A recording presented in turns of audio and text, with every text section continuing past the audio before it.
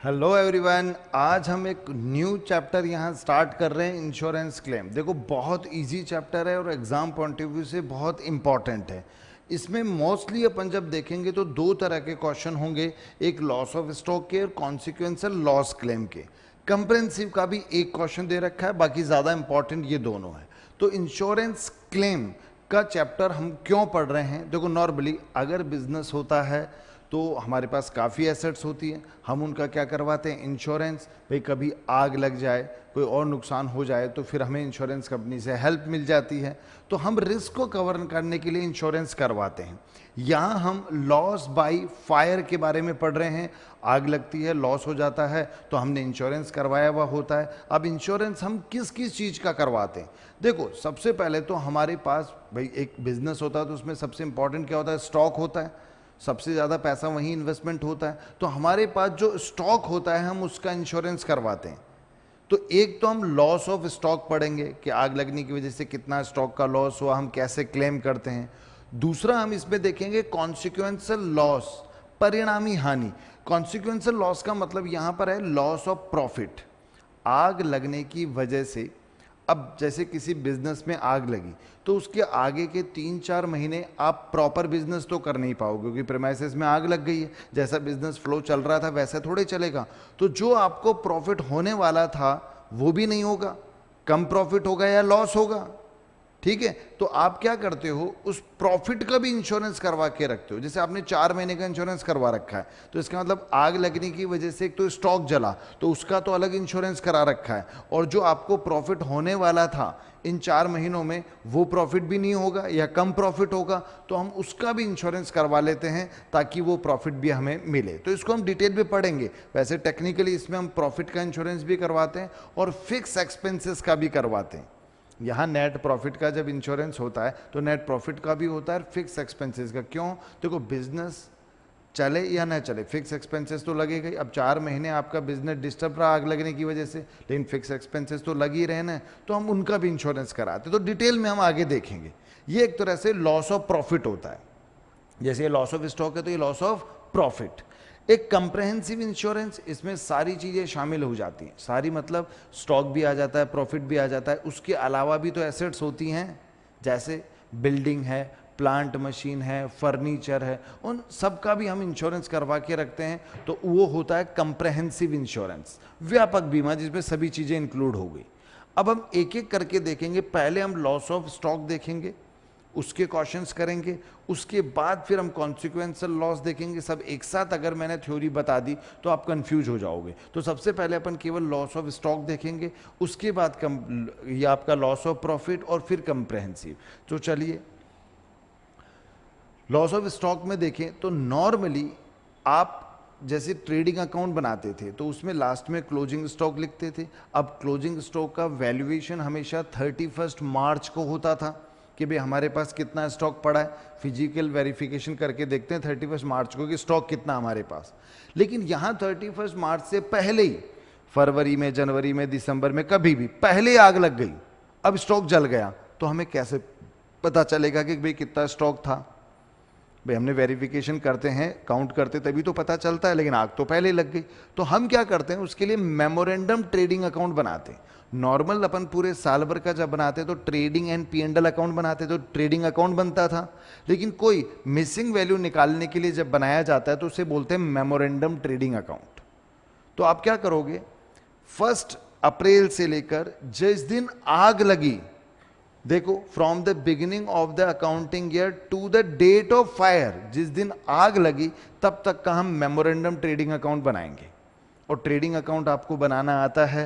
सबसे पहले अपन क्या लिखते हैं? Opening stock. मैं आपको देखो बनाकर बता देता हूं।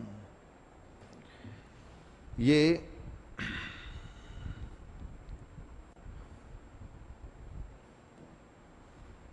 Memorandum trading account. अब ट्रेडिंग अकाउंट तो आपको बनाना आता ही है। सबसे पहले अपन लिखते हैं ओपनिंग स्टॉक। ये आपका डेबिट साइड होता है, ये आपका क्रेडिट साइड होता है। परफॉर्मा बनाए तो ये पर्टिकुलर, ये अमाउंट, ये पर्टिकुलर और अमाउंट का कॉलम हो जाता है। अब सबसे पहले अपन यहां लिखते हैं ओपनिंग स्टॉक, फिर आप यहां लिखते हो परचेज, और परचेज में से लेस कर देते हैं परचेज रिटर्न, और फिर बाहर लिख देते हैं। यहां हम लिखते हैं सेल्स, लेस इसमें से करते हैं सेल्स रिटर्न, और फिर बाहर लिख देते हैं। कोई दिक्कत? यहां पर हम लिखते थे क्लोजिंग स्टॉक, लेकिन अभी हमें क्लोजिंग स्टॉक नहीं पता। ये क्लोजिंग स्टॉक कौन सा है? जिस दिन आग लगी उस दिन हमारे पास स्टॉक कितना था, तो ये तो हमें पता ही नहीं है। तो ये तो हमें बैलेंसिंग फिगर निकालना पड़ेगा। बैलेंसिंग फिगर मतलब टोटल करके। कैसे? अच्छा, अब इधर हमारे डायरेक्ट एक्सपेंसेस आते हैं, जैसे वेजेस वगैरह होता है, आपके मैन्युफैक्चरिंग एक्सपेंसेस होता है, ठीक है, और आपके कोई फैक्ट्री एक्सपेंसेस हैं। तो आपको पता है तो एक्सपेंसेस दो तरह के होते थे, डायरेक्ट और इनडायरेक्ट। डायरेक्ट एक्सपेंसेस तो वो होते हैं जो डायरेक्ट प्रोडक्शन से रिलेटेड होते हैं, मतलब फैक्ट्री तक के जो खर्चे होते हैं जो प्रोडक्ट के बनने में इन्वॉल्व होते हैं, वो डायरेक्ट एक्सपेंसेस है। तो वो तो कहाँ आते हैं? आपके ट्रेडिंग में। एक इनडायरेक्ट एक्सपेंसेस होता है जिनका प्रोडक्शन से कोई लेना देना नहीं होता, जैसे ऑफिस के expenses, selling expenses, financial expenses जो होते हैं, बैड डेब्ट्स वगैरह होता है, सेलिंग एंड डिस्ट्रीब्यूशन के एक्सपेंसेस, सारे वो आपके आते हैं P&L में, वो इनडायरेक्ट होते हैं। तो हम केवल यहाँ डायरेक्ट एक्सपेंसेस लिखते हैं। उसके बाद आपका यहां आता था ग्रोस प्रॉफिट। अब नॉर्मल जब ट्रेडिंग अकाउंट बनते थे तो हमें ये सब पता होता था, ये क्लोजिंग स्टॉक भी पता होता था। तो टोटल करके हम क्या करते थे? ग्रोस प्रॉफिट कैलकुलेट करते थे, इधर का टोटल करके उसमें से ये माइनस कर दे, ग्रोस प्रॉफिट आ जाता था। अब यहां हमें ग्रोस प्रॉफिट पता होगा, हमें क्वेश्चन में ग्रोस प्रॉफिट की रेट दी हुई होगी, जैसे 10%, 20%, 25%।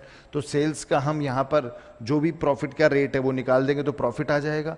अब ये सब टोटल करके बैलेंसिंग फिगर ये कैलकुलेट हो जाएगा कि जिस दिन आग लगी हमारे पास कितना स्टॉक था। पहले हमको क्लोजिंग स्टॉक पता होता था, ग्रोस प्रॉफिट निकालते थे। इस बार ग्रोस प्रॉफिट पता होगा क्या निकालना है? Closing stock. तो ये काम हमें इसमें करना होगा, ठीक है। अच्छा, ये पता चल गया कि आपके पास कितना स्टॉक था जिस दिन आग लगी, उसमें से कुछ आग में से कुछ बच भी तो जाता है, जिसको सॉल्वे स्टॉक बोलते हैं। जैसे 1 लाख रुपए का स्टॉक था लेकिन 20,000 का स्टॉक तो आग से बच गया था, तो हम उसका थोड़े क्लेम करेंगे तो वो माइनस हो जाएगा। देखना कैसे? इसी के आगे फिर हम देखो लिखेंगे cost of stock at the time of fire, फिर उसमें से लेस कर देंगे सॉल्वे स्टॉक। तो ये आपका लॉस ऑफ, जैसे 1 लाख था ये, जिसमें 20,000 का स्टॉक तो बच गया, तो हमारा लॉस ऑफ स्टॉक कितना हुआ एक्चुअल में? 80,000 का। तो हम 80,000 का क्या कर देंगे? क्लेम कर देंगे। क्या 80,000 का क्लेम कर दिया।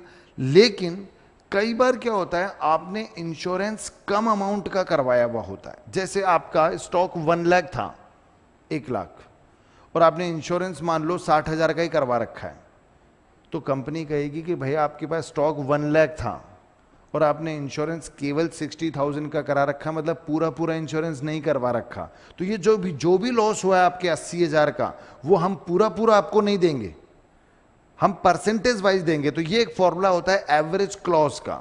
अमाउंट ऑफ क्लेम का क्या फॉर्मूला होगा? Insured amount. जैसे अभी मैंने बताया, इंश्योर्ड मतलब कितने का इंश्योरेंस करा रखा है। सपोज आपने 60,000 का इंश्योरेंस करवा रखा है, डिवाइडेड बाय होता है इंश्योरेबल अमाउंट, मतलब कितने का इंश्योरेंस होना चाहिए था। तो नॉर्मली जो आपके पास स्टॉक था, 1 लाख का स्टॉक था, तो इंश्योरेंस उतने का ही होना चाहिए। तो इंश्योरेबल अमाउंट आपका 1 लाख आ गया, और into loss of stock. Loss of stock मैंने आपको यहां बताया, जैसे 80,000 हुआ है सपोज, तो अब ये आप कर दो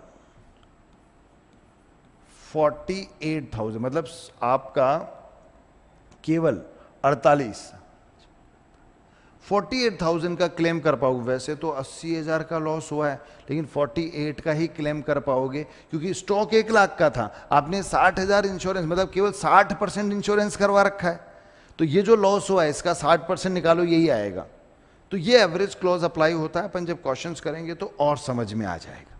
अगर हमने 1 लाख जितना आपका स्टॉक है, 1 लाख या उससे ज्यादा का इंश्योरेंस करवाया हुआ होता है, तब तो फिर हम क्या करते? पूरा क्लेम कर देते हैं। फिर तो हम पूरा पूरा क्लेम कर देंगे, फिर ये फॉर्मूला नहीं लगता। तो ये अब हम क्वेश्चन करेंगे तो डिटेल में और समझ में आ जाएगा। एक ग्रोस प्रॉफिट रेट भी कई बार आपने को कैलकुलेट करना पड़ता है, तो आपको क्वेश्चन में ग्रोस प्रॉफिट गिवन होगा डिवाइड बाय सेल्स इन 200, तो ये रेट आपका कैलकुलेट हो जाएगा। ठीक है, तो ये जो पोर्शन है ये है लॉस ऑफ स्टॉक का। फिर उसमें अलग अलग तरह के अपन क्वेश्चन देखेंगे, मजे आएंगे, बहुत अच्छे क्वेश्चन हैं इसके। सेकंड पार्ट जो है मैं हल्का सा आपको समझा देता हूं, बाकी जब इसका नंबर आएगा तो डिटेल में हम वहां देखेंगे।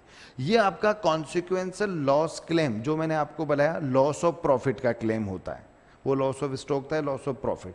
तो इसमें हम क्या करते हैं, 4 महीने का जैसे आपने इंश्योरेंस करा रखा है, तो जब आग लगी उससे अगले 4 महीनों में जो प्रॉफिट होने वाला था, अब कितना होने वाला था, तो हम क्या करते हैं इन्हीं 4 महीनों में प्रीवियस ईयर की सेल्स से कंपेयर करते हैं कि यार इन 4 महीनों में लास्ट ईयर क्या सेल्स हुई थी और अब क्या हुई, उनका डिफरेंस करके देख लेते कितना कम हो रही है, फिर ग्रोस प्रॉफिट रेट से मल्टीप्लाई करके और लॉस ऑफ प्रॉफिट निकाल लेते हैं। हालांकि उसमें 1-2 स्टेप्स और हैं, ये claim for additional working capital का है, इंश्योरेबल अमाउंट कैलकुलेट यहाँ पर करना पड़ता है, और उसके बाद में फिर आपका अमाउंट ऑफ क्लेम निकलता है। एक बार तो स्टेप ये थोड़ा लेंदी नज़र आता है, लेकिन जब आप क्वेश्चन करोगे ना तो हर क्वेश्चन में सेम स्टेप फॉलो करना पड़ेगा, आपको अपने आप याद हो जाएगी। मैं क्वेश्चन इतने कराऊंगा कि याद हो जाएगी, कोई टेंशन नहीं है।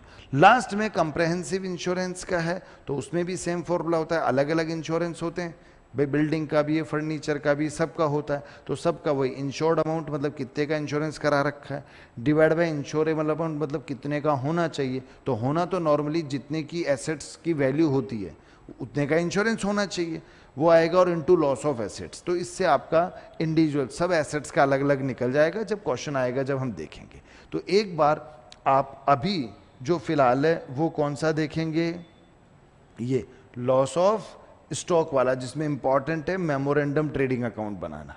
तो एक बार इनको आप लिख लीजिएगा, ताकि बाद में कभी भी आप क्वेश्चन करो और कोई प्रॉब्लम आए तो आप ये इनके परफॉर्मा वगैरह जो है वो देख सकते हो। फिर बाद में अपन इसके क्वेश्चन शुरू करते हैं, तो मज़ा आने वाला है, तो एक बार आप इसको लिख लीजिए।